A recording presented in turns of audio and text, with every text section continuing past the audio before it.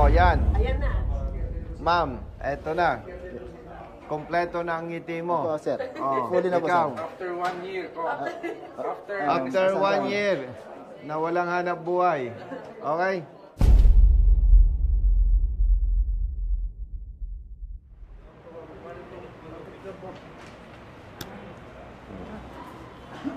Saan ka? From Tiplex po. Tiplex. Ako Brother, alam mo yung tatakbuhin ko? Apo, senador po. Senador. Matik po yan. Anong pakiramdam mo? Mananalo tayo? Yes, sir. Panalo po tayo. Basta pagkwentuhan lang, pwede magyabang, di ba? Opo. Thank you po. Brother, Oh, how are you? walang iya, tatawag pa lang ako sa'yo. Sabi sa akin. Naano mo ba? Naano mo ba? na agad. Grabe lang. Ano? Itong dalawang to, lumapit sa office ko, nag-appeal kami. Okay, na-desisyon na yon. Pero nung nagbayad siya ng multa, sinabihan siya, ang lisensya niya revoke. Revoke po. 2 years. Opo, 2 years. Kasi, Merits. nakita doon, may demerit siya. Alam mo ba yung demerit siya? Fake ORCR ng bus, Okay. fake ang plaka. Hindi valid yung demerits na ikinarga sa kanya kasi violation yon ng operator ng bus. Tama. Tama. Gawa lang kayo ng simpleng sulat Appeal letter. na simplihan na lang ninyo. Ako po ay bus driver. Na-revoke po ang lisensya ko dahil nahuli ako na ang ORCR ng bus ay fake, ang plaka ay fake. Opo, opo. Naniniwala po ako, hindi ako pwedeng ma-charge ng demerit sapagkat hindi ko po kasalanan yon. Yun po ay sa parte ng operator. Umaasa at nagpapasalamat, Perma. Ganun lang kasimple. Opo, sir. Wala nang maraming kwento, kailan ka nahuli. Kasi sisilipin sa system yon. Ay, oo nga. Ayos. May isang taon nang walang hanap buhay. May pamilya. Meron po, sir. Oh. Nahinto yung dalawang estudyante ko nakaalis, sir. Oh, eto ang gusto kong tingnan dyan. Bakit siya nirevoke ang lisensya samantalang ang may pagkakasala ay ang operator, hindi dapat siya. So, ang gagawin natin, nandito si Atty. Wendell, tutulungan ka sa appeal. I-assist. Salamat naman po, sir. So, pag nasettle na yan, mayroon naman tayong lawyers, no? Magfa-file tayo ng complaint against do sa personnel na nagpataw sa'yo ng demerits na 20. Kaya na-perwisyo ka, kaya na-revoke yung lisensya nyo. Mabuti, lumapit itong dalawa sa opisina ko. Papaglilinaw sa ating mga kababayan, hindi ito trabaho ng congressman. Okay. Advokasya lang po. Bakit? Wala namang ibang tutulong sa kanila eh. Hindi nila alam na mali pala ang ipinataw sa kanilang parusa. At ang maganda dito, si ASEC, Attorney Vigor Mendoza, ang chief ng LTO, kakampi natin. Kakampi in the sense na pag tama tayo, approve without thinking. At kung wala naman si ASEC, Vigor Mendoza, nandiyan si Executive Director Greg Puwa. Ganon din. Basta tama tayo, approve without thinking. Pag wala yung dalawa, ang ginugulo natin si Atty. Wendell, may kababayan. Again, ha? Batanggenyo. Pero kagabi lang, Atty. Wendell, na-realize ko, ang congressman at ang senador, mambabatas. Di ba? Mambabatas.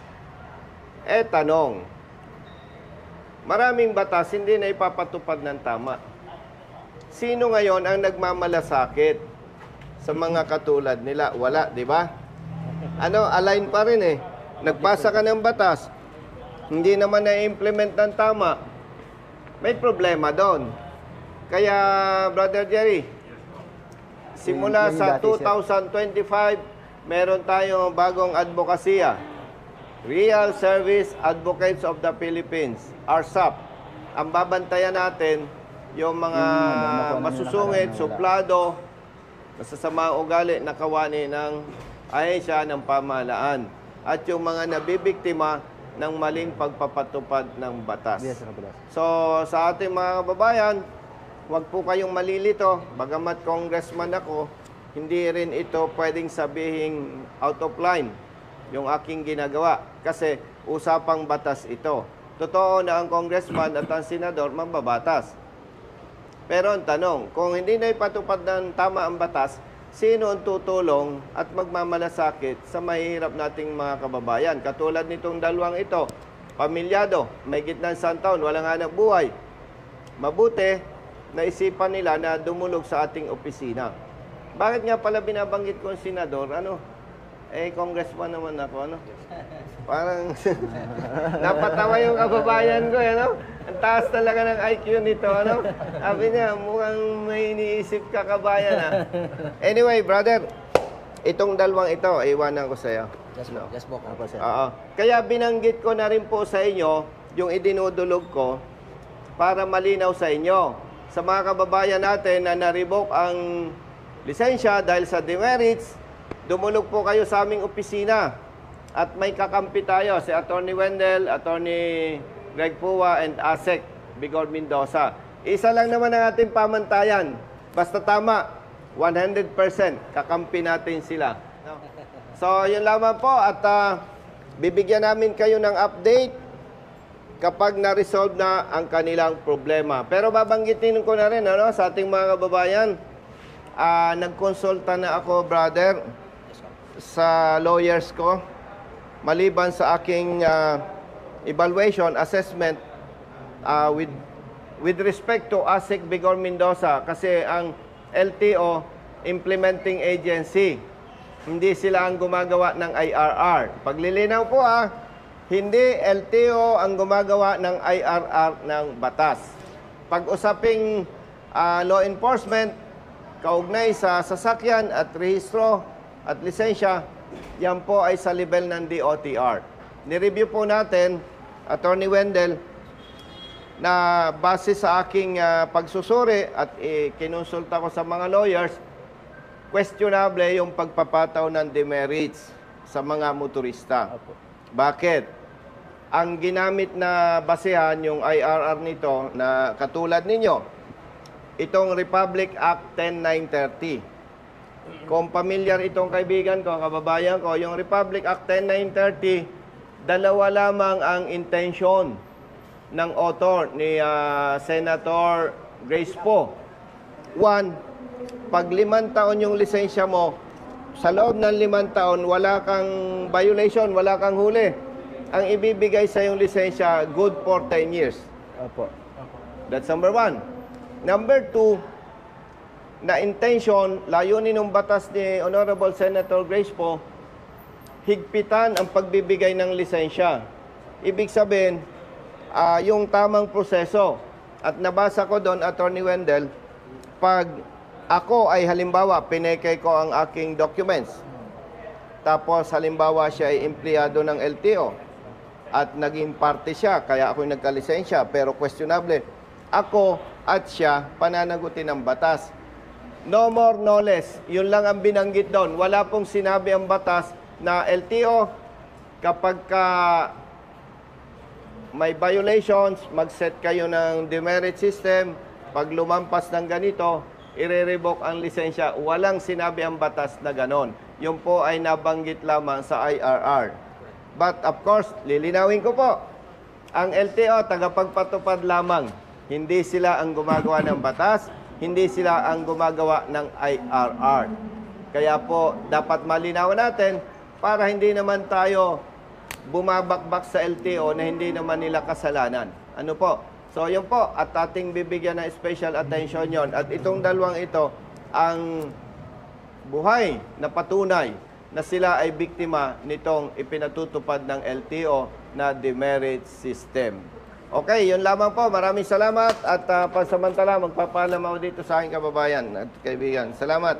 Hulog ka ng langit sa dalawang to. No? Okay, Salamat, okay. sir. Oh, papapicture pa sila. Oh, kita mo? Picture. Ano, sir? 23 Picture. November. Parehas lang kami dala isang araw. Tatanungin kita, anong Opo. tatakbuhin ko? Yan, sir. Oh, sa Ayun, eleksyon. May dalang college ko, sir. Ano, vice president? Vice President? Nakakayanan Uy! namin. Grabe ito. Galit, Pwede galit. kasi. Hindi, galit ka ba sa Pero akin? binoto naman kita ng One Rider Party. One Rider Yun Party lang, List. bukod tayo binoto. O, sino makakasagot? Anong tatakbuhin ko sa 2025? O, senador. Panalo, hindi. Meron na kami. Wala pa, sir. Tayin ko, tapos Di ba? para may... O, ito muna. Bayad na to. Ha? Thank you po. Baban, per. Ang ingay natin, nasa LTO tayo. Uy.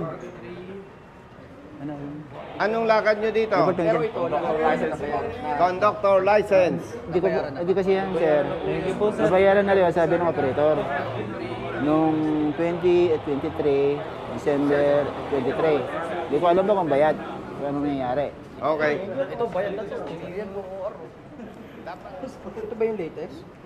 Yan yung ano po, yan yung binigay sa akin nun, sir.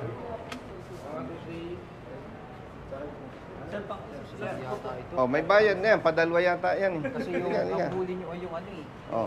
Yung fake. Ito nga po. Ayan o, yung Yung nakalagay dyan sa unregistered eh. oh, unregistered ko eh. Thank you po. Ay, ito. Unregistered saka CPC. Oo, tama. Huwag yung paghalo-haloin na. Yes, sa'yo to. Apa. Wait ko yung letter ninyo ng appeal. Tapos, Ako, katay ko po. Oh, ito pa. Thank you ha. Ingat. basta mga ganyan. Tinisunod. Oh, ito. Hindi, sir, wala kami malapitan dito. Kung alam mo lang. Madali lang yun. Kasi kasa lang, lumapit kami kay Congressman. Oo. Okay. Thank you po. Thank you. Brothers, ingat. Halika.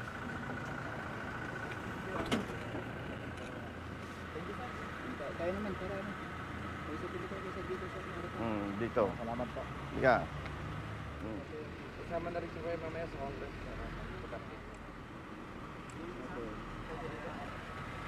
Brother Jerry, hindi na natin to isama. Bigyan ko na lang pangkain. Magsasalaysay lang naman. Oo, ano lang yung sulat ng pupos? Kumain kayo dyan. Kumain kayo dyan. Hindi pa tayo tapos. Pag naayos mo yan, pag-uusapan pa tayo, ha? Oo, sige. Oh, ito. Thank you po. Thank you, sir. Ingat, boss. Ingat. Thank you Let's po. go. Oo. Ito ang napakasipag na abogado. Tawag lang, solved na.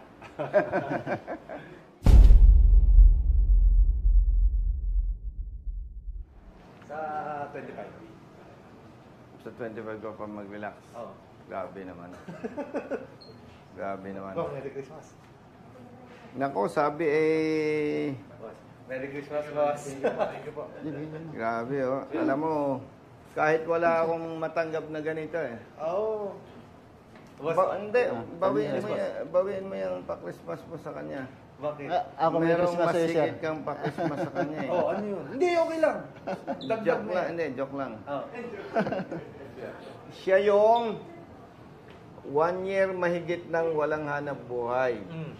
Na-revoke ang lisensya dahil sa demerits na ang problema, yung violations na naikarga sa kanya, violations ng operator. Eh, may info ko, nirecommend mo na kay ASEC at Okay. pinurmahan na ni ASEC. Oo. Kunin natin Oo. anong opinion doon? Apelyido. Guillermo, sir. Chul. Guillermo. po. Guillermo. Ang apelyido niyo Guillermo? Opo, sir. Taga saan kayo? Tuwig raw. Naku, tugig ka raw. Guillermo ako kung. Naloko na. Tingnan mo ha. Pero yung ano, sir? Attorney Greg Guillermo. Greg, Pua. po. Attorney Greg Guillermo Powa. Mr. Guillermo. Biktima ng sistema na naabutan nila na matagal nang ipinatutupad. Kita mo, tinamaan pa kamag-anak mo. Sigurado ko ang mag-anak niya eh. Bakit? Guillermo, taga-Tugigaraw. Taga-Tugigaraw. 100%. Galing kaming Ilocos lahat yan. Ilocos din ako, sir. Ilocos din. O yan. Okay, Oh, tamo, ibang bilog Ilocos ang kami. mundo.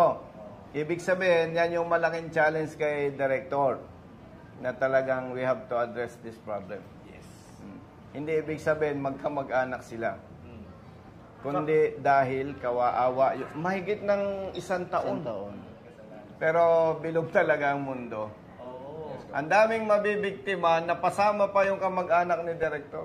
Yung kasama mo, more than 1 year din. Kasabi nga siya, sa araw din yun, isang bus lang din po, isang kumpanya lang po. Siyempre, tawag pa lang yan. Ito na po. Ito na po. Oh, leave. Order. Mag-undergo lang ng psychiatric. Pero dito na lang yan. Pero excuse me, mabuti binasa ni Director. Pahawak. Gusto kong humirit eh. Pero siyempre, anuhin mo ako kung mali ako. Siya ay 1 year nang naperwisyo, pati pamilya niya. Okay? Tapos may another requirement na naman siya. It involves time and money. Yes po. Parang pasensya, parang kasobrahan. Siguro, for purposes of matiyak na nasa normal condition pa rin yung kanyang pag-iisip, ang pwede lang gawin siguro natin, alika, psychologist, paki-assess mo nga itong tao na ito kung nasa normal pang pag-iisip nito, baka yung mahigit sa taon niyang walang hanap buhay, pamilyado, baka naapektuhan yung pag-iisip niya. So, ang punto ko dito, Director, with all due respect, Yes po. pagkaanin naman natin, Sige. baka makapag-invite kayo na psychologist na i-assess to, mag-usap dito. Dito sa clinic natin. Kasi sa baba rin naman, pang-assist na naman. Para hindi na siya gagastos, shortcut na. Yes po. Yes po. Okay ba yun? Oo. Oo. Kasi hindi ko pwedeng kontrahin ng LTO na hindi siya mag-undergo ng neuropsychiatric assessment. Kasi pwedeng sa 1 year niyang walang hanap buhay, pamilyado, baka naapektuhan yung kanyang Yung moral. dalawa lang, sir, standby. Diba? Nag-aral. Oo. Ang hirit ko na lang sa'yo, wag na siyang magastusan, wag na siyang maabala, shortcut No na. problem. Meron tayong dyan sa baba. Sige. Pasamahan. Lance! Iyan Oo, na natin, samahan na lang. Tama. Kasi, di ba, Implement na natin. oo, tapos yung lisensya niya. Oo. Pero ang maganda lang dito, una, na-resolve. Pangalawa, na-discover namin na may problema. Pangatlo, pag-uusapan sa Kongreso with the help of LTO, ASEC, and DOTR. Yes po. Okay. Kaya talagang ikaw ay bayani. Oo. Ikaw ang naging daan. Anyway, Okay.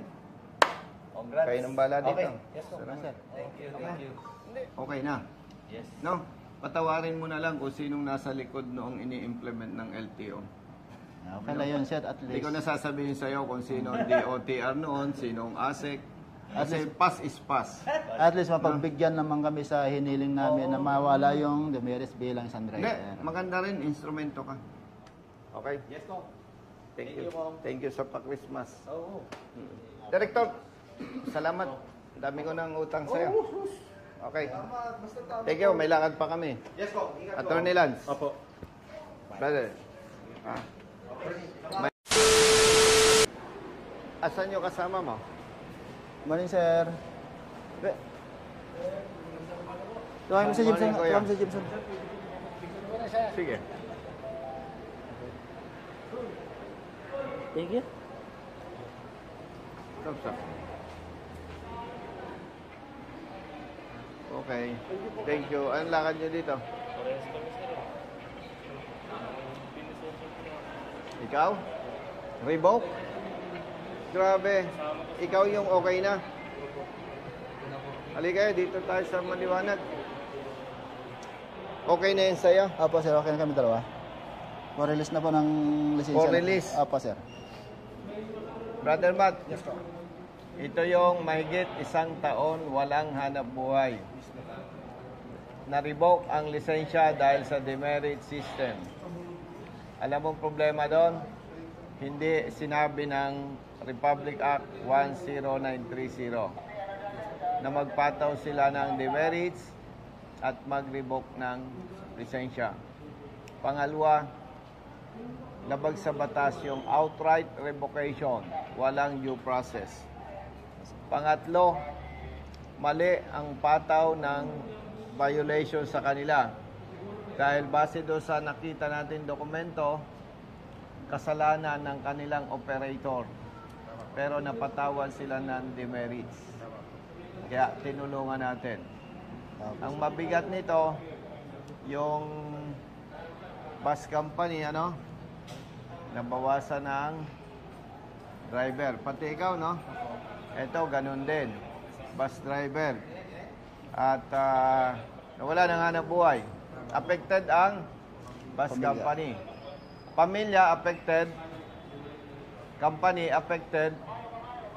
Marami na ang mga ganitong na biktima. Kung tuloy-tuloy, ang sinisira nito, indirectly, yung ating ekonomiya. Siyempre, di ba, yung mga pasahero ng bus, naghahanap buhay yan hindi lang naman bus drivers ang ganito ang dinadanas, pati mga truck drivers. No? So, inaksyon na natin yan. Nagpasa tayo ng House Resolution sa Kongreso. Umaasa tayo na ito ay bibigyan ng pansin ng leadership ng House of Representatives at umaasa rin tayo na sa tulong ng chairman ng Committee on Transportation sa Kongreso, si Honorable Congressman Romeo Acop, ay maimbestigan to para maputol na yung pagdami ng mga nabibiktima na katulad nila. Ikaw, mahigit saan taon din? Sabi Tingnan mo yan. Ito pa pala. Ito, kasabay pa yun, sir. ito nilapit natin kay Executive Director Attorney Greg Pua at kay Attorney Wendell. Siyempre, in-approve ng Assistant Secretary Chief LTO Attorney Bigor Mendoza yung resolution para maibalik sa kanila ang lisensya. In-approve sapagkat napatunayan natin na hindi dapat sila pinatawan ng demerits doon sa violation na nagawa noong kanilang company. Ikaw, kapatid, ano naman problema mo? Bus driver ka din. Mahigit 100 taon ka na rin na walang hanap buhay. May pamilya ka. Yon, brother, ilan ang anak mo? Maliliit pa. Ang misis mo may hanap buhay. Kita mo? Kita mo? No?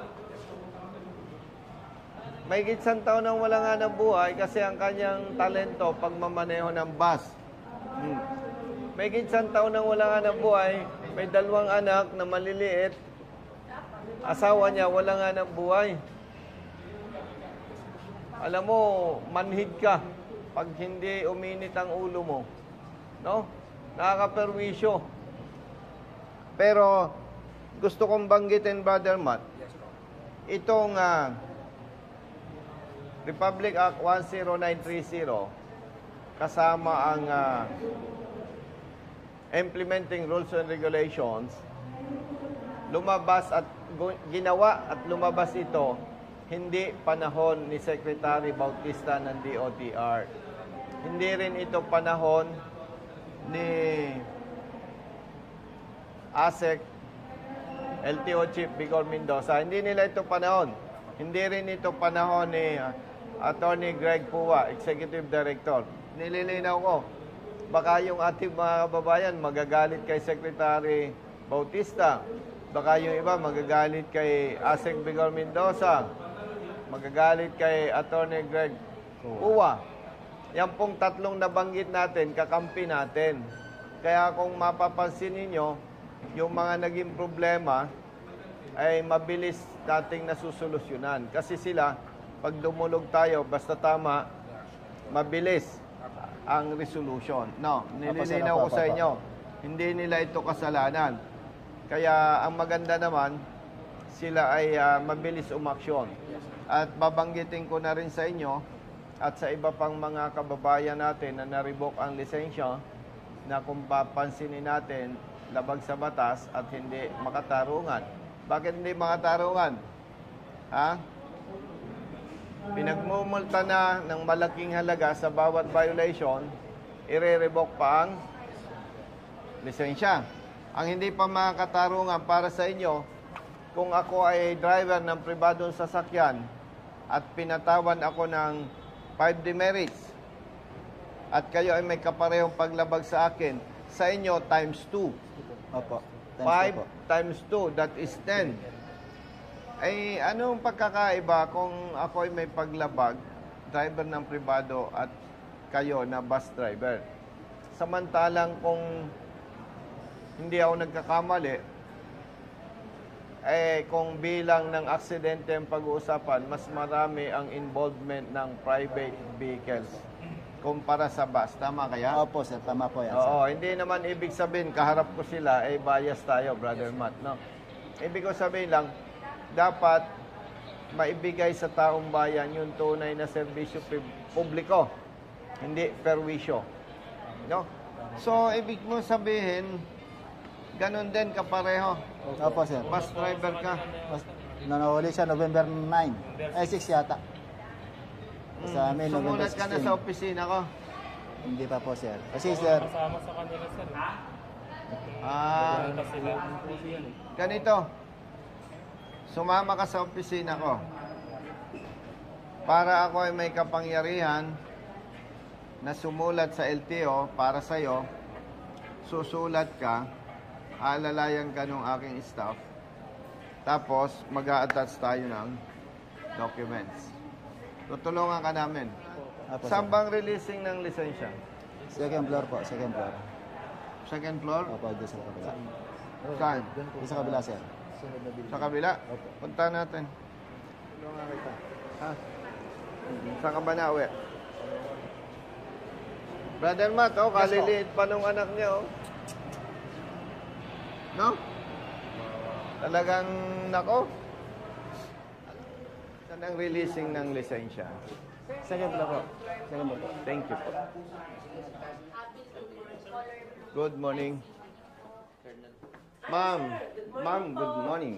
Merry Christmas po. Yes po. Morning, ma'am. Ma'am, in-assist ko lang ito. Opo, sir. Ano po yan? Tayo lang kayo dyan. Ano po yan? In-assist ko na lang sa iyo, ma'am, kasi ito ay more than 1 year nang walang hanap buhay. Opo. May decision naman po yata. sir. Meron na po yan. Opo. Sige, sir. Upo ka lang po muna, sir. Okay po. Basahin ko lang po. Okay po. Sige, sir. Siyempre, dadaan sa inyo. Wala akong nakitang problema, madam, sa Republic Act 10930. Doon kami may nakitang problema sa implementing rules and regulations. And hopefully, by January po, maimbestigahan at maitama. Opo. Magkaroon ng revision, sir. Ano po? Sige po, intay po Yan, namin. ano yun ko lang, sir? Pa-print out ko lang. Sige, sir. Ano bang pangalan yun? Yan. Nangiti na rin si Kuya. Kapareho. Pareho din, di may Papaano ko lang yung ano. okay. Ganun lang din naman yata ang problema. Parehas lang. Ayusin lang. Magandang pamasko naman sa... Oo naman. Kawawa naman eh. Gusto mo, hati tayo doon sa may gitsan taon nilang walang sweldo. Hanggang kailan? Tatlo? Dahil dito. Dalawang huli po si Sir po. Ibigay Okay. mo sa akin itong papel. Request niya, 49. Pero nabayaran mo na yung yung mga fines. Nag-appeal ka na pala, January 2024. Ang tagal na yan. Kasi sila tumatawag hanggang ngayon. Ay, won. Grabe. Naipit, boss. Sa kadamihan. Dati kasi nung Hindi, ganito. relatively nyo pa niyang kami na. Ganito na lang kapatid, no? January 2024, nag-appeal ka, di ba? Ipatrace natin kung sino ang dapat kasuhan dito, no? Kapareho niyo, no? Opo, sir. Opo. Fake ang papel. May ticket ba dito? Kung ikukuha yung ano, hindi pa nakasama. Kapareho nila. Grabe, brother, oh. January 2024. Akala ko, Naka-release na pala ang sasakyan. hindi siya nag-appeal. Dahil lumapit kayo sa akin, diyan pa lang nahuhukay. Siyempre, pag lumapit sa office ko, evaluate ko. Pag nakita kong tama sila, lalapit ako sa inyo. Okay? pamilyado, dalawang anak naman. Ipakita mo yung picture ng anak mo para si Attorney Wendell ay lalong maawa sa'yo. Dalawang maliit na bata, asawa niya, walang hanap buhay. Parang gusto ko nang gawin agad. Ngayon ay Miyerkules. Uhulaan ko yan bago mag-Biyernes release yan. Galing. Masalali sa inyo, attorney. Salamat sa iyo, Attorney Wendell. Kasi alam mo ang gagawin na yan, hindi ko alam kung tama ako, brother. Titingnan ni attorney yung documents. Pag nakita niya, kamukha nung kaso nung dalawa. Ay mga papalitan lang yan. Alam mo. Alam mo ba't alam ko? Sinong estudyante hindi nangopya nung nag-aaral pa? Diba? Sanay tayo mangopya. Diba? Ang iniiwasan ko lang talagang makopya yung pangalan ng katabi ko. Gagayahin. Hindi. Tsaka in your case, enforcement kayo. Hindi nyo pwedeng questionin. Diba? Kaya na rin namin, sabihin sa amin, Hindi.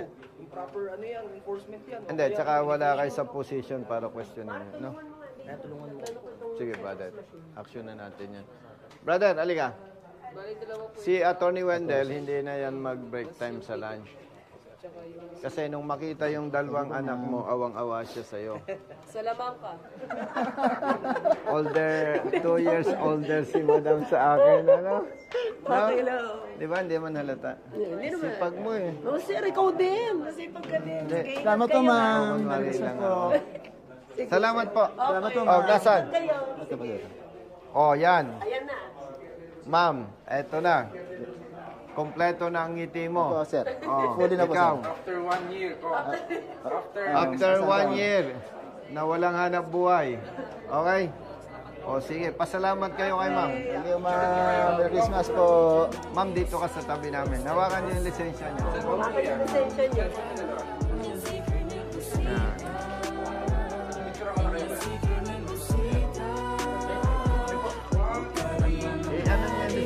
Ipagmalaki niyo.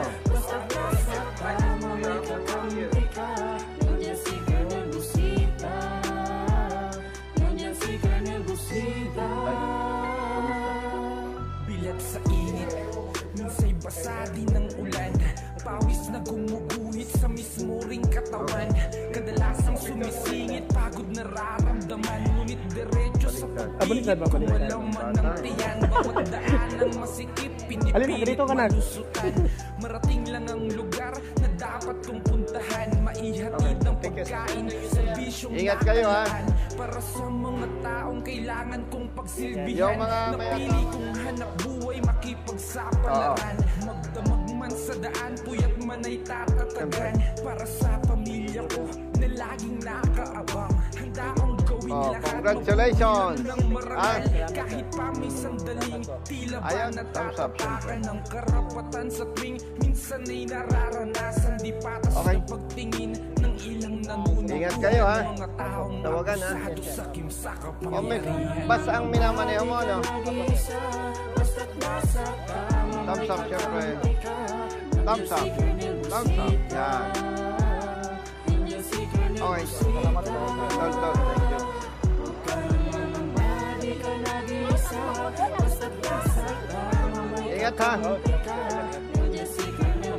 Ingat kayo.